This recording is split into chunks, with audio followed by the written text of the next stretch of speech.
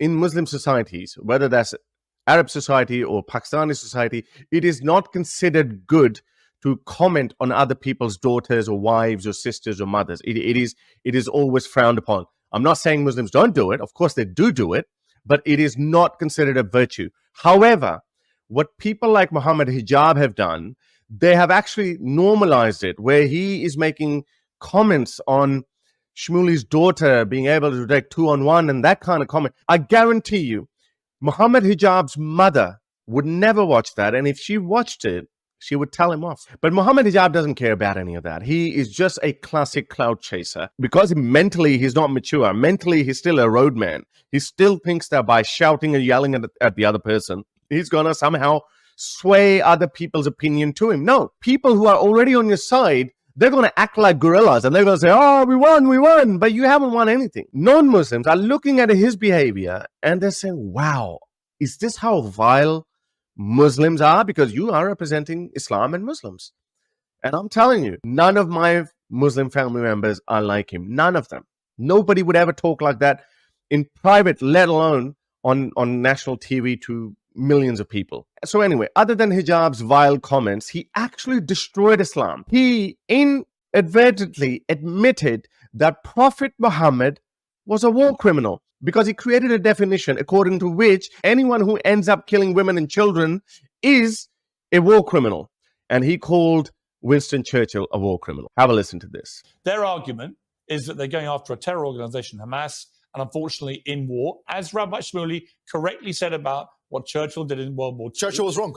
Churchill was wrong. Was he a war criminal? Yes, he was. Yes, he was. Churchill was a war criminal. Yes, he was. Churchill was a war criminal. All the British Let me people do this. Churchill was a war criminal. Okay, let me do and the George question. VI was George VI war criminal. All of them war criminals. Yes, of course. So anyone that, hang on, Rabbi Shmuley. War criminal. Let me ask. So let me get this straight. You think collective punishment? You think Winston Churchill was a war criminal in standing up to the Nazis by killing the who babies, killed 12 million people? I believe he was a war criminal. That by doing what he did was a war criminal. By killing in Dresden and Hamburg. But by collective punishment, my morality says that's impossible. Okay, that means the British people who supported him and voted him in, they were also... My morality says that's impossible. Just a second. That's why I believe. But the British people... Yeah. You believe he was a war criminal? Yes. So therefore, your belief is that no retaliatory action... No, you can retaliate to the man, not to the babies. Tell me a war in history where civilians haven't been killed. No, I'm not saying civilians haven't been killed. It's just about this ratio. It's about the ratio. It's about the ratio. What is the ratio? What about the ratio? There is no ratio, by the way. First he said they shouldn't be killed. Then he said, okay, no, they can be killed, but there's a ratio. I'm telling you, there is no ratio defined anywhere in Islam or by Prophet Muhammad. And I'll tell you how he's so wrong. Here is this hadith, Sunan ibn Majah 2839, which is a Sahih hadith. There was this good-natured Muslim man.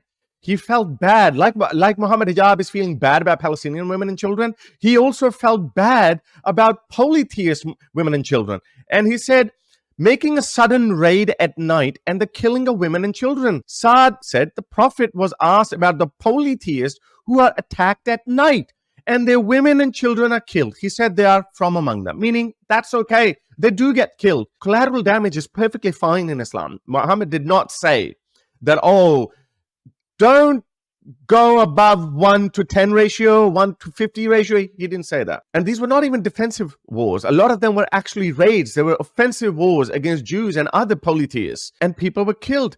So Muhammad knew that women and children are going to get killed. He never said that, oh, well, since women and children are going to get killed, therefore, I am not going to attack. No. So thank you, Muhammad Hijab, for destroying Islam. Thank you for telling the world that Prophet Muhammad was also a war criminal according to your standards.